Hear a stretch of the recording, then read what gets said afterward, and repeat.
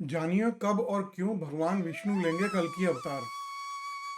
कल्कि अवतार को भगवान विष्णु का भावी और अंतिम अवतार माना जाता है।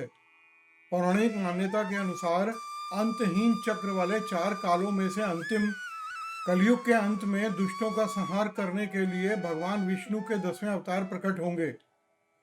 जब भगवान कल्कि देवदत्त नाम के घोड़े पर आरूढ़ होकर तलवार से दुष्टों का संहार करेंगे, तब सतयुग का प्रारंभ होगा। जब जब पृथ्वी पर पाप और पापियों का अत्याचार बढ़ा है, तब तब पृथ्वी पर भगवान विष्णु ने अवतार लेकर पृथ्वी को अत्याचारियों के आतंक से मुक्ति दिलाई है। हर युग में भगवान विष्णु ने अलग अलग अवतार लेकर मनुष्यों को ज्ञान और मर्यादा का पाठ पढ़ाया है। धार्मिक पुराणों में भगवान विष्णु के सतयुग से लेकर कलयुग तक में 24 अवतारों के बारे में उल्लेख मिलता है। इन 24 अवतारों में से 10 अवतार विष्णु जी के मुख्य अवतार माने जाते हैं।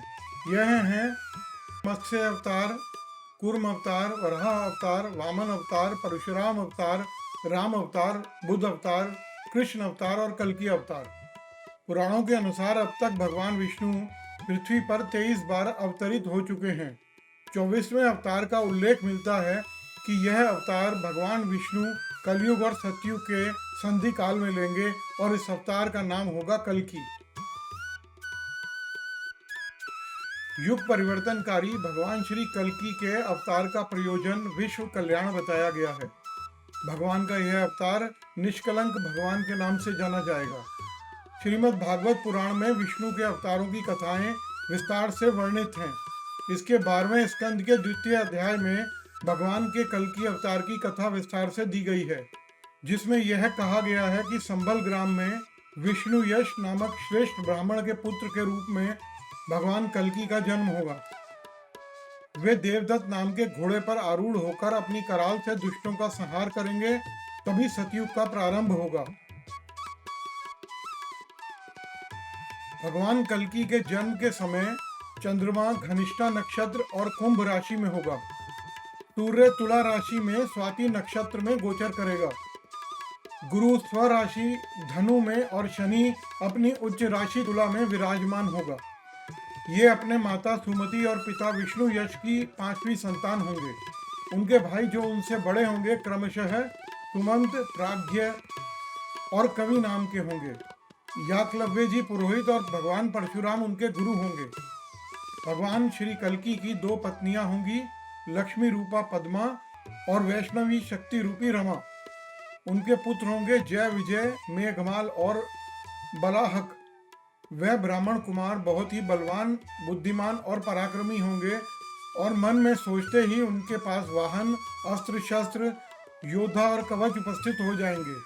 वह सब दुष्टों का नाश करेंगे। भगवान कल्कि निष्कलंक अवतार हैं। भगवान का स्वरूप परम दिव्य होता है, दिव्य अर्थात दैवीय गुणों से संपन्न। वे श्वेत वस्त्र पर सवार हैं। भगवान का रंग गोरा है, परंतु क्रोध में काला भी हो जाता है। वे पीले वस्त्र धारण किए हैं। प्रभु के हृदय में श्रीवस्त्र का चिन्ह अंकित है। गले में कौस्तुभ मणि है। स्वयं उनका मुख पूर्व की ओर है तथा अश्व दक्षिण में देखता प्रतीत होता है। यह चित्रण कल्कि की सक्रियता और गति की ओर संकेत करता है।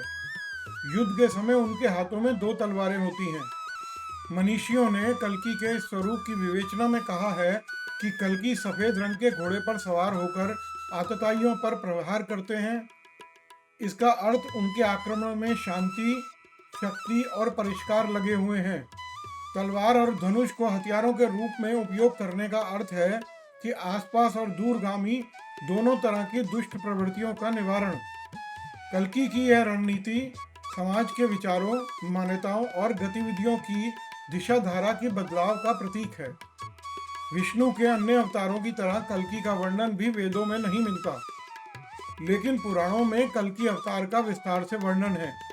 विष्णु पुराण और भागवत पुराण दोनों ही में कल्कि अवतार का उल्लेख आता है। कल्कि पुराण तो पूरी तरह से इसी अवतार पर केंद्रित है। अगर आपको यह कहानी अच्छी लगी हो तो कमेंट करके ज़रूर बताएं। वीडियो को लाइक और शेयर करें और हमारे चैनल को सब्सक्राइब करना ना भूलें। धन्यवाद।